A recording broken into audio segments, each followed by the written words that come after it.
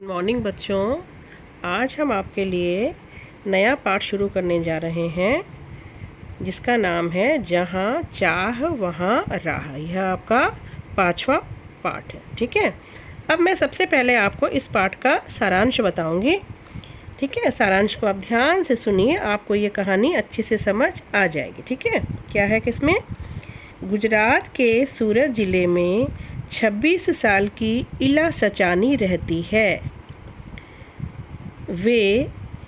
वह दिव्यांग है। अब दिव्यांग शब्द आपके लिए एकदम नया है। दिव्यांग का अर्थ होता है जिसे कुछ समय पहले तक हम अपंग कहते थे, उसको एक नया नाम दिया गया है जिसका नाम है दिव्यांग। यानी उसके किसी के भी शरीर में, हाथ में, पैर में या शरीर में किसी भी तरह की अगर कोई विकृति होती है, कोई खराबी होती है, तो उसको अब जो नाम दिया गया है वो है दिव्यांग का। ठीक है, उसके दोनों हाथ काम नहीं करते। इला ने कभी भी हिम्मत नहीं हारी और उसने वह सब पैरों से करना सीखा जो हम हाथों से करते हैं, जैसे दाल भात खाना, दूसरों के बाल बनाना, फर्श बुहारना, कपड़े धोना, तरकारी काटना, यहाँ तक कि तख्ती पर लिखना भी। उसने एक स्कूल में दाखिला भी ले लिया। उसे अनेकों परेशानियों का मुकाबला करना पड़ा, पर उसने हिम्मत नहीं हारी।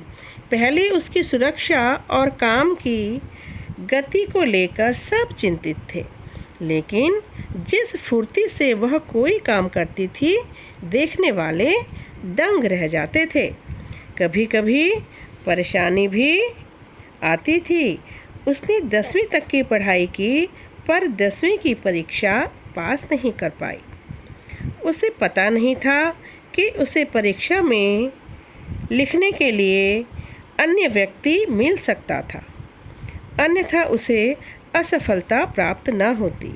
यदि समय रहते उसे जानकारी मिल जाती तो वह 10वीं की परीक्षा में भी सफल हो जाती। जैसे जैसे बच्चों आप बड़े होगे ना, आपको पता चलेगा, जब कभी आप बोर्ड की परीक्षा दोगे तो भगवान न करे आपके सामने भी कोई इस तरह का बच्चा आता है, तो हमारी जो सरकार है उसकी तरफ से ये नए दिशा निर्देश दिए गए हैं कि ऐसे बच्चों को लिखने के लिए एक बच्चा मिलता है जो कि वो बोलता जाएगा और वो लिखता जाएगा। तो इला को ये चीज़ पता नहीं थी, इसलिए वो स्लो स्पीड के कारण पास नहीं हो पाई।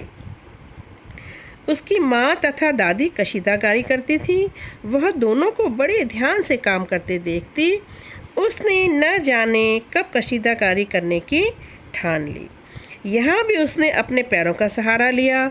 दोनों अंगूठों के बीच सुई थामकर कच्चा रेशम पिरोना कोई आसान काम नहीं था। उसने अपने धैर्य और विश्वास से इस काम में भी महारत हासिल की।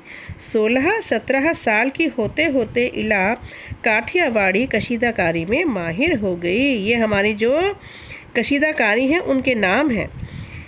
इस कपड़े पर किस तरह के नमूने बनाए जाएं, कौन से रंगों से नमूना खिल उठेगा और टाँके कौन कौन से लगेंगे, यह सब वह समझ गई थी।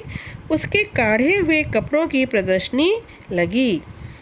उसके कपड़ों पर लखनऊ और बंगाल की झलक भी थी।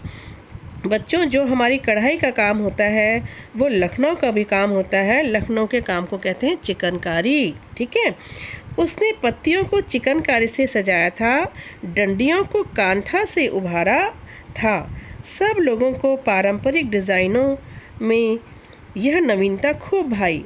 इला के पांव अब रुकते नहीं हैं और वह सुनहरी रूपहली बूटियाँ उकेरते थकती नहीं है।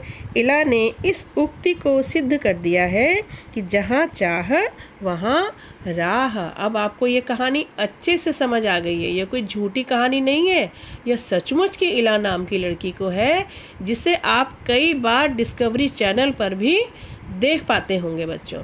तो इसके साथ ही मैं आपको कोशिश करूँगी कि मैं इस पाठ की PDF भी आपको भेज दूँ, ताकि आप इस पाठ को अच्छे से पढ़कर समझ सको। ठीक है बच्चों, तो इस कहानी को आप बार बार पढ़िए और समझिए। चलिए, आज का काम